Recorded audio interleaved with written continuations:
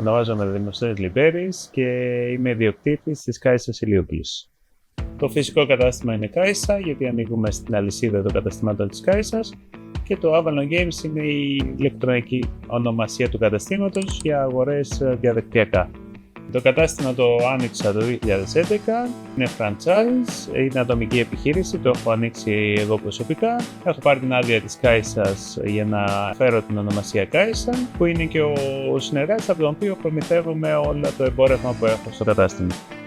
Γενικά εμείς προσφέρουμε επιτραπέζια, τα οποία δεν είναι τα συμβατικά επιτραπέζια που θα βρεις πλέον ακόμα και στο σούπερ μάρκετ.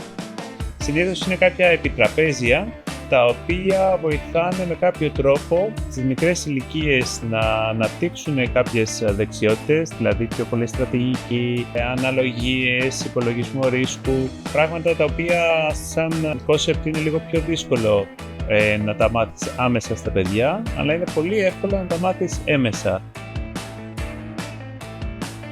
Εκτός από αυτά, έχουμε και μια άλλη γκάμα παιχνιδιών. Τα παιχνίδια με συλλεκτικές κάρτες, τα ξέρουν πάρα πολύ ακόμα και αν δεν έχουν παίξει, όπως το Pokémon, το Yu-Gi-Oh, το Magic. Φτιάχνει ο καθένας μια δικιά του τράπουλα και αντιμετωπίζει τράπουλες των άλλων παιχτών.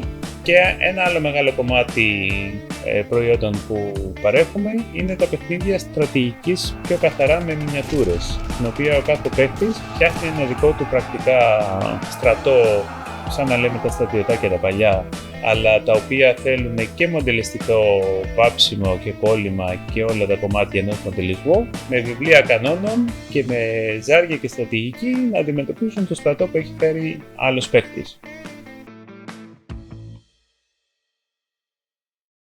Ειδικά τότε που το ξεκίνησα εγώ, ήταν πολύ δύσκολο να εισάγεις σε μια περιοχή την λογική του επιτραπεζίου και των παιχνιδιών με κάρτες. Τώρα έχει αλλάξει λίγα και αυτό, αλλά τότε που άνοιξα εγώ το μαγαζί, πιο πολύ μεγάλοι και γονείς δεν ξέραν καν τι εστί επιτραπέζιο εκτός Μονόπολης. Δεν μπορούσαν να κατανοήσουν ακριβώς το πόσο παραπάνω μπορεί να πάει ένα επιτραπέζιο, το πόσο παραπάνω στρατηγική μπορεί να έχει, το πόσο παραπάνω κανόνες μπορεί να έχει ένα επιτραπέζιο. Και το πιο δύσκολο ακόμα είναι το να καταφέρεις να φτιάξεις ένα κόσμο το οποίο να έρχεται στα events, στα τουρνουά και σε όλα τα σχετικά και να μπορέσει να αλληλεπιδράσει με όλους τους υπόλοιπους ανθρώπους που είναι στο τουρνουά σε ένα πολύ καλό επίπεδο. Δηλαδή να μην υπάρχουν ούτε τσακωμοί στα παιχνίδια. Γενικά, τις πιο πολλές φορές το community σε αυτούς τους χώρους δημιουργείται με το κλίμα το οποίο υπάρχει, το οποίο και μετά οι παίχτες από μόνοι τους το χρησιμοποιούν για να προσεγγίσουν και αυτοί άλλους παίχτες, για να υπάρχει ένα ίδιο στυλ παιχτών σε κάθε μαγαζί.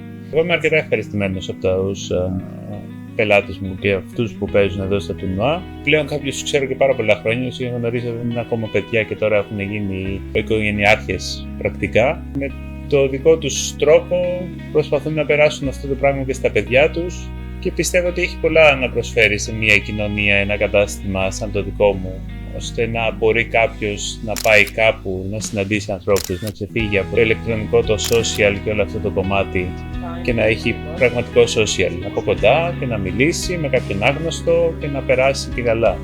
Ας πούμε, αυτό που με ευχαριστεί πάρα πολύ στη δουλειά είναι το να δώσω ένα επιτραπέζιο σε κάποιον και να μου έρθει μετά από μια εβδομάδα και να μου πει τι ωραίο επιτραπέζιο μου έδωσες. Αυτό είναι αγαπημένο μου πράγμα στη δουλειά.